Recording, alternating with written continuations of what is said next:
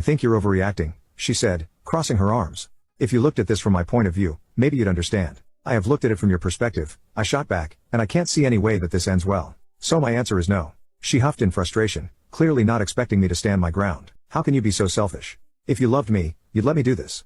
"I'm the selfish one?" I said, nearly laughing at the absurdity of it all. "You want to sleep with another man, but I'm selfish for saying no? Come on, Sarah, that's ridiculous." There was a long pause before she asked, "What happens if I do it anyway?" I looked her straight in the eye. "Then there will be consequences. Serious consequences. We made vows when we got married. We promised to be faithful to each other. If you break that promise, we're done." She didn't say anything for a moment, just stared at me, and then quietly replied, "Well, I guess this conversation is over then." I got up from the table and walked out of the house. My mind was made up. There was no going back now. If she followed through with her plan, I was filing for divorce. By the time Thursday rolled around, I had everything in place for the weekend. The final straw came when I checked Sarah's emails again. She and Tom had confirmed their plans. He had booked a room at a fancy hotel in Kansas City. They were going to meet Friday afternoon and spend the weekend together. The way they talked about it, you'd think they were planning a romantic getaway instead of committing adultery. But what really made me sick was how nonchalant Sarah seemed, as if my feelings didn't even factor into her decision. I reserved the same hotel room they had planned to stay in, only I booked it for Thursday night, the day before they were supposed to meet. My goal was simple.